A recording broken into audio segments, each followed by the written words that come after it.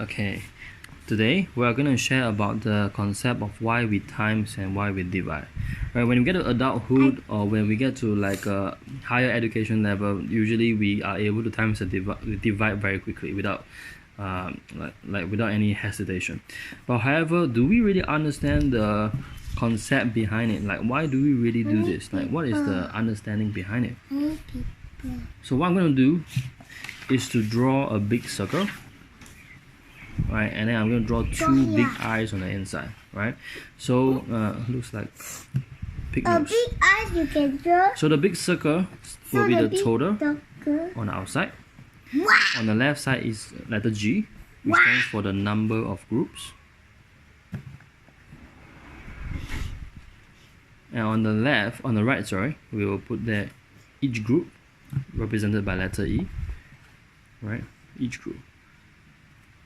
Some other teachers out there, or the more recognized kind of way of drawing this will be they will put it in a triangle with a total above and then the groups and each group below, right? Because the total is the biggest, right? So I'm just going to draw like a face as an alternative, right? So in the first example, I'm going to put like 4 cups on the table, and in each I will put 6 milliliters. 6 million. So then students have to ask themselves what are the things that they are given, right? First is, are we given a total? No, we are given 4 cups is basically 4 groups, So right? Because it's 4 you containers. can have the So we are basically given a number of groups, 4 groups, and 6 in each cup is basically each group. So we are also given each group. But what don't we have is the total, right? If you want to find a total, which is usually the biggest, unless they learn decimal in primary 4, right? So this concept is usually introduced in primary 2 when they learn how to times and divide properly, right? So again, when you have the groups and the number of groups in each group, what you do is you multiply to find the total, because what we are not given is the total. Just like, for example, one fine day when Emma come back home, you cannot find mommy, what do? You find mommy. If one fine day you come back home, you can't find your money, what do? You find money, right? So we always find a thing that we don't have, isn't it? Yep. So we will use the 4 groups, 4 cups in this example, times the amount in each group, which is 6 milliliters, to find the total.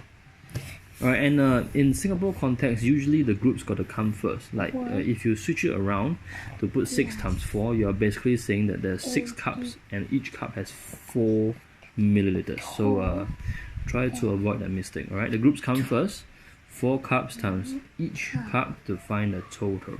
That's the first example. Alright, in the next example here, let's say in a question we are given that the total amount of water is 50 milliliters and each cup there is 5 milliliters. So what are the things that we have in this example? We would have the total, right? That's the total amount of water. We would have each group, or number of groups. Each group, right? Because that's the amount of water in each cup. So what we are given is the total in each cup. Right, and again the usual thing is that the total is the biggest, so you will use the total to divide. You can't times anymore because the total is the greatest already. Total divided by each group to find the number of groups. So we will use 50, the total, divide by each group to find the number of groups. So the number of groups in this example will be the number of cups, and which means we are finding out that there are 10 cups, right? So if you were to draw the repeated box side by side, eventually you will add up to a total of 50. So this is the second example. Right, in the third example, what if instead I change the question to say that there are 5 cups on the table, 5 equal cups containing the same amount of water, and I say that the total amount of water in all these cups is 40 milliliters. Then what are we given in this example? We will still be given the total, right? What else do we have? We know that there are 5 what?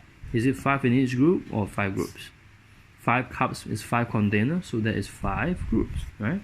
So we are also given a number of groups, and the question to ask ourselves is, do we do times or do we do divide? We do divide because the total is already the greatest. If you times again, you are going to get it to become bigger, which is what we don't want. So we want to use the total to divide by the number of groups to find the thing that we don't have is each group. In this case, how much is in each card, isn't it? So we would use the total of 40 to divide by 5 cups to find out that, okay, in each cup there's 8 milliliters in there. Thank you.